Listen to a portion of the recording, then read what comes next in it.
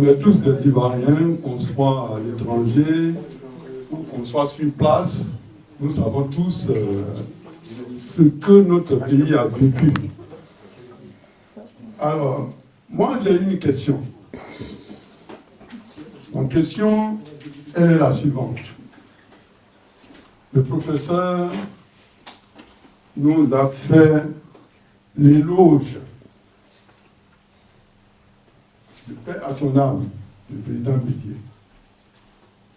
Alors, ma question est de savoir quel a été, parce que vous n'avez pas parlé de son bilan, quel a été le bilan socio-économique sous la gouvernance de M. Bédié, et pouvez-vous nous expliquer pourquoi il y a eu un coup d'État militaire qui a été salué, je peux dire, à 99% des Ivoiriens, qui ont nommé même ce coup d'État le cadeau de Noël.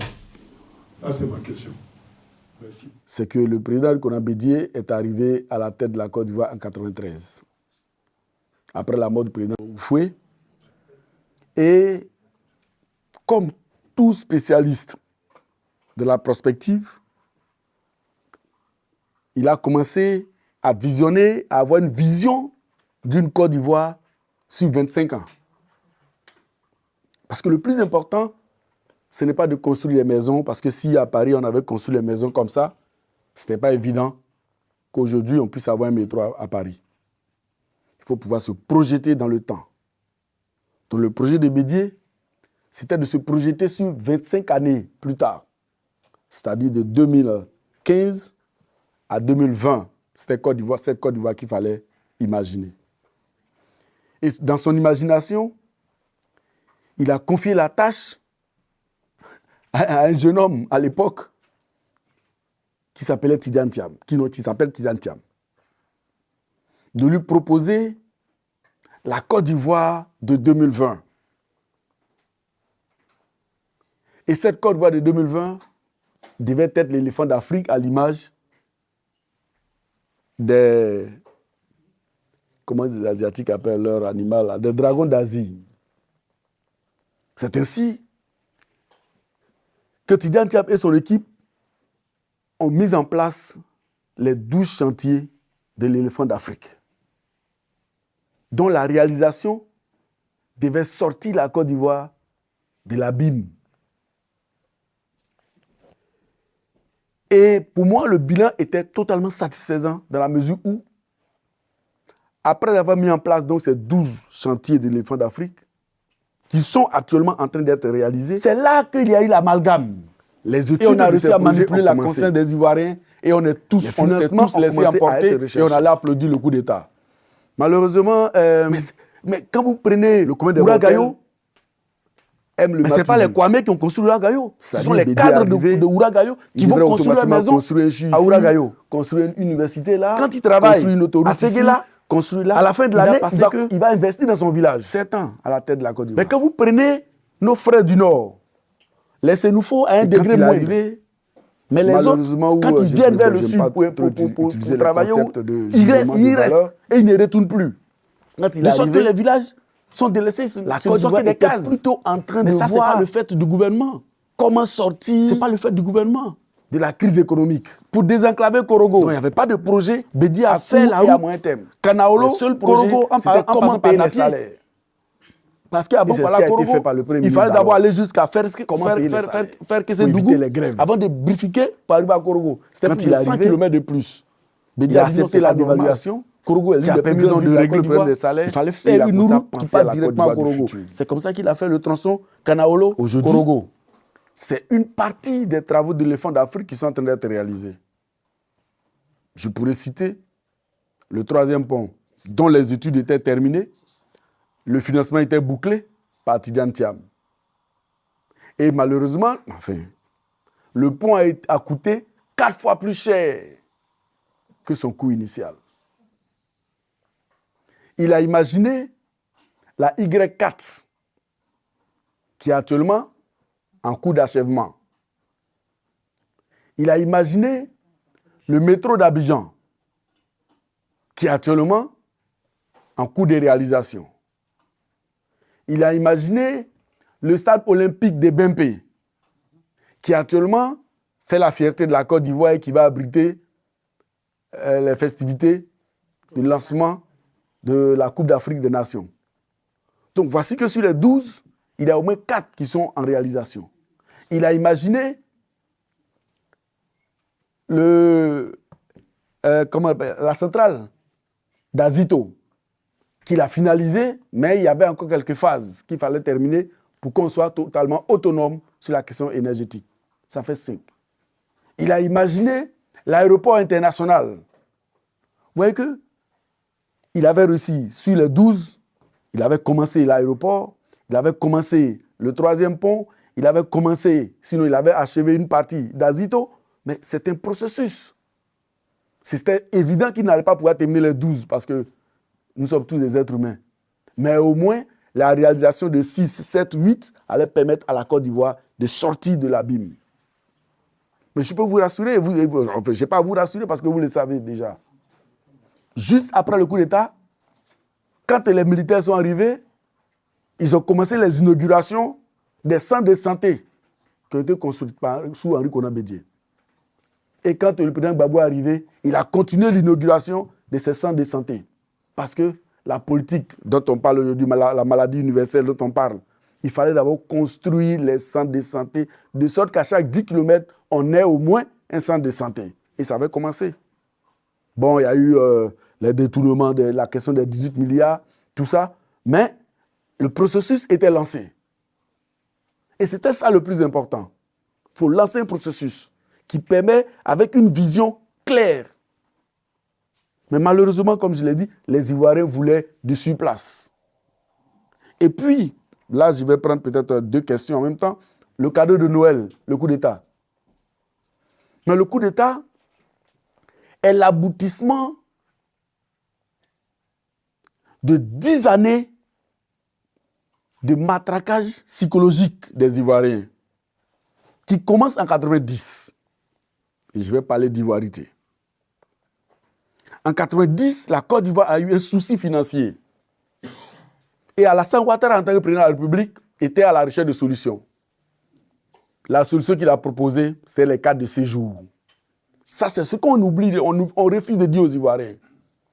Il a instauré la carte de séjour qui obligeait les étrangers vivant en Côte d'Ivoire à se doter d'une carte sous peine de ne pas pouvoir circuler sur le territoire ivoirien et de bénéficier des différentes prestations de l'État. Et donc, quand on vivait en Côte d'Ivoire, aucun Ivoirien ne savait jusqu'à la carte de séjour qu'il y avait des Ouattara qui étaient Ivoiriens, et il y avait des Ouattara maliens, et il y avait des Ouattara guinéens et des Ouattara burkinabés. On était tous des Ouattara, on vivait en Côte d'Ivoire, on n'avait aucun problème. C'est la carte de séjour qui a commencé à nous dire, ah tiens, donc tu n'es pas Ivoirien. Sinon, avant ça, il n'y avait pas ce problème en Côte d'Ivoire. S'il y a une division des Ivoiriens, c'est la carte de séjour et non pas l'ivoirité. C'est la carte de séjour qui m'a permis, moi, de savoir qu'il y avait des Bambas qui n'étaient pas Ivoiriens.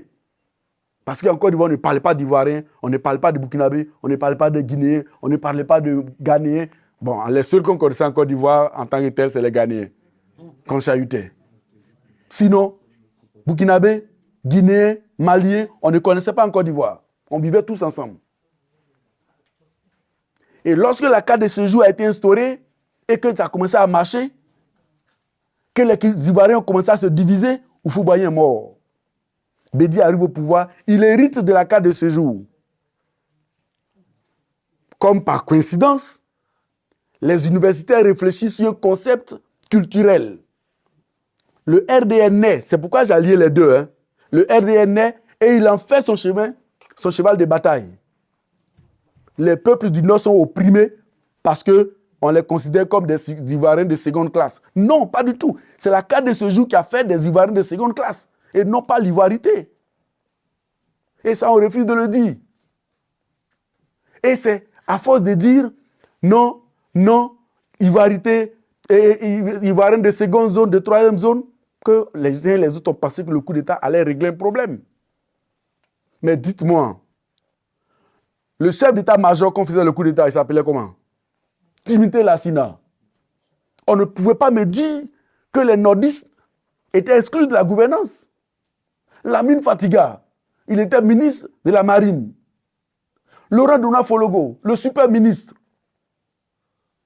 il n'est pas baoulé, il n'est pas bêté, il est sénoufo.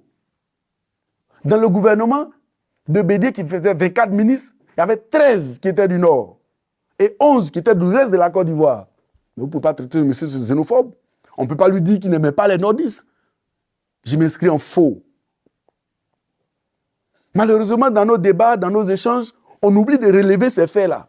Quelqu'un qui a un gouvernement de 24 ministres, dont 13 viennent du Nord, on dit à ce dernier-là qu'il a exclu le Nord de la gestion de la Côte d'Ivoire. C'est de quel Nord on parle? On dit non, il n'y a pas eu d'investiture au Nord. Mais les seules sociétés sucrières en Côte d'Ivoire sont au Nord. Ce qu'on a refusé de nous dire, disons-nous la vérité, c'est mon défaut. Disons la vérité. Ce qu'on a oublié de se dire en Côte d'Ivoire, c'est que les fils du Nord n'investissent pas au Nord. Quand tu es un cadre de Bundiali, tu travailles à Abidjan, tu construis ta résidence à Abidjan, tu ne vas plus à Bundiali. Tu veux que c'est un gars qui aille construire une maison Bundiali? Non. Quand tu t'appelles Bamba, que tu immigres à Soubré pour venir faire ta plantation, que tu construis ta maison à Soubré, que tous tes enfants vivent à Soubré, qui disent qu'ils sont Bamba de Soubré, tu veux que ce soit un série qui aille construire le village de Mankono? C'est là qu'il y a eu l'amalgame. Et on a réussi à manipuler la conscience des Ivoiriens et on s'est tous laissés emporter et on allait applaudir le coup d'État. Mais quand vous prenez Ouragayo, mais ce n'est pas les Kwame qui ont construit Ouragayo. Ce sont les cadres de Ouragayo qui vont construire leur maison à Ouragayo. Quand il travaille à Séguéla, à la fin de l'année, il va investir dans son village. Mais quand vous prenez nos frères du Nord, les Sénoufos à un degré moindre, mais les autres, quand ils viennent vers le sud pour travailler, ils restent et ils ne retournent plus. De sorte que les villages sont délaissés, ce ne sont que des cases. Mais ça, ce n'est pas le fait du gouvernement. Ce n'est pas le fait du gouvernement. Pour désenclaver Korogo, Bédi a fait la route Kanaolo-Korogo en passant par Napié. Parce qu'avant, pour aller à Korogo, il fallait d'abord aller jusqu'à faire Kessé-Dougou avant de bifurquer pour arriver à Korogo. C'était plus de 100 km de plus. Bédi a dit non, ce n'est pas normal. Korogo est l'une des plus grandes villes de la Côte d'Ivoire. Il fallait faire une route qui part directement à Korogo. C'est comme ça qu'il a fait le tronçon Kanaolo-Korogo. On ne peut pas dire à ce monsieur-là qui n'aime pas le Nord.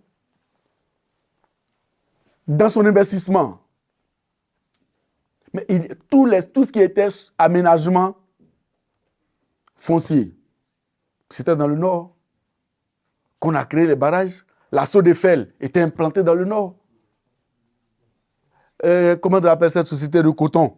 C'est la CIDT. C'était implanté dans le Nord. Il y avait même une usine de tomates dans le village de Fologo. Mais tout ça, ça a disparu. Pourquoi? Parce que les cadres de la région préfèrent venir descendre vers le sud pour venir exercer et ne plus retourner. Et donc, ces usines sont tombées en ruine. Les aménagements des points d'eau pour faire l'élevage, tous ces aménagements ont été faits. Aucun cadre du Nord n'a voulu investir dans l'élevage. Ces aménagements sont devenus des forêts, des savanes par la suite. Donc, évitons de... moi, je peux comprendre qu'un Français qui ne connaît pas la Côte d'Ivoire dit ces choses. Mais nous qui sommes en Côte d'Ivoire, qui vivons en Côte d'Ivoire, nous savons que quand on passe un concours, à l'époque, sous la gouvernance du PDCI, je m'avais vous dit qu'en 1998, le concours de l'ENA a enregistré 0 admis. En 1998, un an avant le coup d'État. Le concours de l'ENA a enregistré 0 admis parce qu'aucun des candidats n'a pu avoir la note de 10. Ils ont repris le concours. Si c'est à l'époque où on vendait, quand on vend, on ne regarde pas les notes. Aucun candidat n'a été admis. Fouillez dans les archives. 0 admis à l'ENA. Ils ont relancé le concours. Il y a eu 7 admis. En ce moment, le DGC gage, comment on appelle, Kwakoudia. On a créé au scandale. Mais parce que l'ENA est une école de référence. Donc, on ne pouvait pas permettre à des piètres intellectuels d'y entrer. Donc, tous ceux qui ont passé le concours, qui n'ont pas eu la moyenne de 10, on a fait 0,5. Mais aujourd'hui, quand vous passez l'ENA, vous arrivez à l'ENA, mais vous écoutez des gens parler français, vous posez la question, il vient de quel continent? Voilà. Donc, pour vous dire que la question de Papa Noël, ça a été vraiment une orchestration, un matraquage psychologique des Ivoiriens qui n'ont pas compris et qui sont tombés là-dedans. On a applaudi. Mais aujourd'hui, je pense que si on nous demande de reprendre le film qu'on a rebobiné, ce n'est pas évident que ceux qui sortent pour applaudir atteignent les 99%, comme vous l'avez relevé tout à l'heure. Une question où, Si, il y avait une question. Voilà. Pourquoi ne pas payer directement? Hein? Voilà. Vous voyez, en fait, cette politique a été mise en place par l'État afin de contrôler la gestion financière des structures d'État, que ce soit les structures décentralisées, que ce soit les EPN, les entreprises publiques, les entreprises d'État, pour contrôler la gestion, pour ne pas que les gestionnaires aient à prendre directement l'argent et acheter le matériel. Donc, c'était une forme de contrôle qui, malheureusement, est devenue aujourd'hui la gangrène. C'est pourquoi j'ai dit qu'on a besoin de quelques...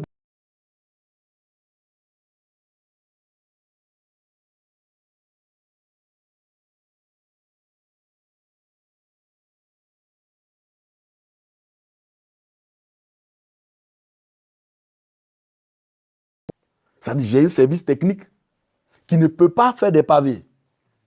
Je suis obligé de sous-traiter. Voilà. Donc, on nous oblige à donner l'argent à un opérateur privé pour venir faire un travail qu'on peut faire nous-mêmes. Mais il faut repenser la chose. Parce que si ça a été efficace à un moment, aujourd'hui, ce n'est plus efficace. Il faut repenser. C'est pourquoi on a besoin de TIAM. Pouvez-vous nous aider à repenser ce système? Nous aider à repenser la gestion de la chose publique. Parce que la gestion jusqu'à aujourd'hui est devenue caduque. Elle ne respecte plus, elle n'est plus adaptée à nos réalités. Il faut la revoir totalement. Comme je l'ai dit également, le système scolaire. Il faut revoir totalement notre système scolaire. Il faut revoir. Certains parlent de nous quand on était tout petit. Si tu vas à l'école, que tu parles baoulé, on te chicote. Et on te fait écrire sur ton ardoise, je ne parlerai plus baoulé à l'école. Mais est-ce qu'aujourd'hui, on peut interdire à un individu de parler son ethnie à l'école? Est-ce que faire le cours spécifiquement en français est plus efficace que faire un métissage, comme le font les Sénégalais? Tout ça, ça a besoin qu'on s'asseye, qu'on ait un chef qui impulse la réflexion. Parce qu'en réalité, le peuple ne fait que suivre ce que le chef donne comme exemple. Si vous avez un DG qui vient régulièrement au boulot à 10h, son assistance fera tout pour être au bureau à 9h45. Parce qu'elle sait que le DG va venir à 10h. Donc quand vous arrivez au bureau, vous avez trouvé votre assistante en place, vous pensez qu'elle est venue à 7h30. Mais si vous, le DG, vous arrivez au bureau à 7h30, elle est obligée de venir à 7h25. Parce qu'elle n'accepterait pas que le DG vienne ouvrir la porte pour elle. Donc c'est le chef qui impulse. Et on a besoin de chefs qui va nous impulser une nouvelle manière de penser, une nouvelle manière de nous comporter. À un moment donné, les véhicules plaques jaunes étaient interdits de circulation les samedis. Mais aujourd'hui, on peut pas aller au champ. On transporte, quand on va au champ, on met nos fagots, nos moutons, tout ça, dans les voitures de l'État, payées avec l'argent du contribuable. Certains même camouflent les plaques pour faire les mariages. Il nous faut quelqu'un pour tout reprendre, qui va faire asseoir les Ivoiriens, pour dire, hey, à partir d'aujourd'hui, là, voici comment on va partir. Si vous voulez avoir des écoles dans vos villages, voici comment on doit réfléchir. On nous fait payer les impôts, qui s'augmentent de jour en jour. Mais comment vous pouvez imaginer qu'on a un système foncier, un cadastre foncier, où on vend le même lot avec le même numéro à 10 personnes. La corruption. Et les 10 personnes ont chacun un titre foncier signé par le ministre, sur le même terrain. Mais ça a besoin d'être repensé. Aujourd'hui, c'est tout simple, elle a parlé d'intelligence artificielle. Mais il suffit simplement de géolocaliser ces choses-là. Mais pour qu'on parle de géolocalisation, il faut que l'individu qui parle là sache que ça existe. Oh, lui qui est là, il ne sait pas ça, c'est une autre époque. C'est fini. Bon, tu peux aller voir mon grand-père et puis lui parler de géolocalisation. Il va te dire, tu parles de quoi? C'est une science-fiction. Mais mon fils, quand tu lui parles de géolocalisation, il te fait la démonstration comme si c'était du jeu. Donc, à l'aide de l'intelligence artificielle, merci madame de me prêter ce mot, il faut repenser. Il faut penser comme si tu avais aussi une puce dans la tête. Il faut penser comme ça aujourd'hui. La question des mines. Vous savez, on a un pays, et c'est pourquoi on a besoin de TIAM, où depuis plus de 60 ans, aucun test n'a changé. En Côte d'Ivoire, le sous-sol appartient aux propriétaires et le sous-sol appartient à l'État. Donc, vous avez votre maison. Si on découvre de l'or sous votre maison, ce n'est pas à vous. Votre maison, vous avez le titre de propriété de votre terrain. Vous avez le titre de propriété. Si on découvre de l'or, lorsqu'on est en train de faire les fondations de la maison que vous prenez, c'est du vol.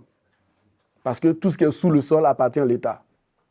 Et donc, comme le sous-sol appartient à l'État, depuis Abidjan, la direction des mines délivre des certificats de recherche à des entreprises minières.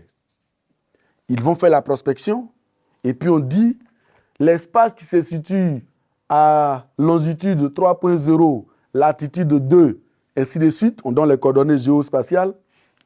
Cet espace-là, j'ai pu voir de l'or. J'ai bien un permis d'exploitation. Donc, depuis Abidjan, la SODEMI donne un permis d'exploitation à ce dernier, signé par le ministre des Mines. Il s'en va pour exploiter son or.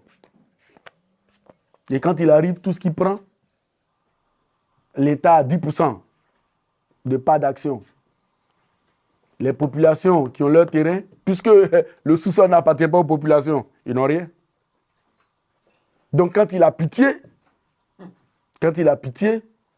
il vous donne 2 ballons de football, il organise un match avec un joli trophée, il met une petite enveloppe de 10 000, 20 000, de temps à autre, il paye des marchés pour donner aux populations. Ça s'arrête là. Il n'a aucune obligation formelle. On est dans le cas des RSE, responsabilité sociale d'entreprise. Il fait ce qu'il veut, puisque la RSE, il n'y a pas une obligation particulière là-dessus. Si on lui disait que tout ce que tu exploites ici comme or, 1% revient à la population, là c'est formel. Donc il est obligé de remettre les 1% à la population locale. Mais on ne lui dit rien. On lui dit dans le cadre de ta responsabilité sociale, il faut faire ce que tu peux. Donc lui, il organise un tournoi de football. On joue, et puis ce qui est intéressant, c'est que le tournoi se termine mal, on se frappe, on se blesse, et puis voilà, lui, il est parti. Voici la réalité de la question qu'il faut adresser à nouveau. Il faut revoir notre code minier. Mais pour qu'on puisse avoir quelqu'un qui va dire reprenons le code minier, il faut que cet individu ne soit pas corrompu. Parce que quand moi je t'ai donné le permis, je suis assis à mon bureau, j'attends les retours sur investissement. Parce que ma signature coûte cher. Donc quand vous allez exploiter, vous venez avec, parce que je sais combien vous avez pris. Puisque c'est moi qui suis le grand patron. Je sais que tu as pris 10 tonnes, j'attends mon retour. Les populations ne savent pas combien tu as pris. Et moi, je m'enrichis, et puis les populations continuent dans leur misère. Elle a parlé de Iti, la mine d'or d'Iti. Vous avez parlé de choses, comment dirais-je, à Divo. Il y a une mine d'or à Divo. C'est à Iré. Voilà. Et cette mine d'or, ils ont juste payé le terrain à 25 millions à la famille. 25 millions de CFA. Ils ont payé le terrain à 25 millions. En une journée, ils exploitent des milliards. Mais ils n'ont plus de compte à rendre à la famille, puisque le sous-sol appartient à l'État. Donc il faut repenser le code minier. Il faut repenser le code foncier pour donner pouvoir aux populations. Et puis ce qui est aberrant, c'est que nous, les structures décentralisées, les mairies, nous n'avons rien sur l'or qui part de nos zones. On dit non, quand il va payer l'impôt, on va vous rétrocéder une partie. Donc vous venez prendre l'or de mon village. Vous partez avec. Je n'ai rien là-dessus. C'est les impôts qu'il va payer qu'on va me retrocéder une partie. Non, ça ne marche pas. Les pays arabes n'allaient jamais arriver là où ils sont. Ces pays sont arrivés là parce que quand le pétrole sort du sous-sol du monsieur, ça lui appartient.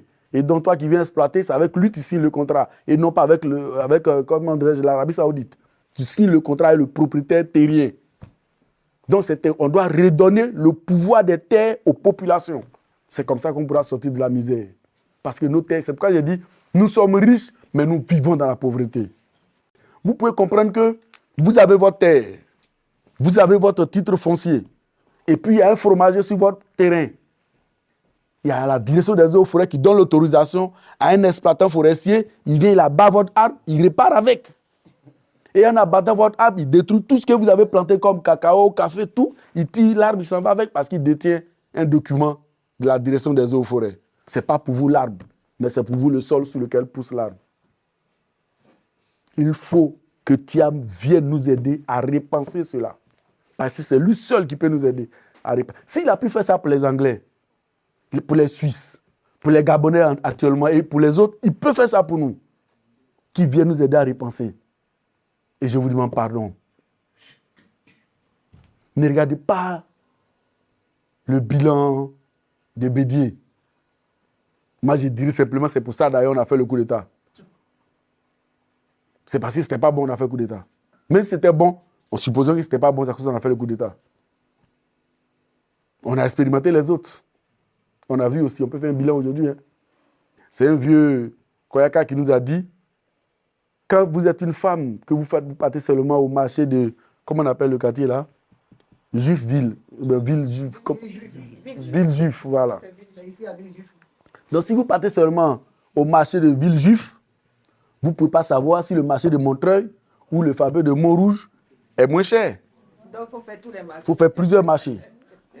Aujourd'hui, vous avez fait l'expérience du marché du PDCI. On a fait l'expérience du marché des militaires.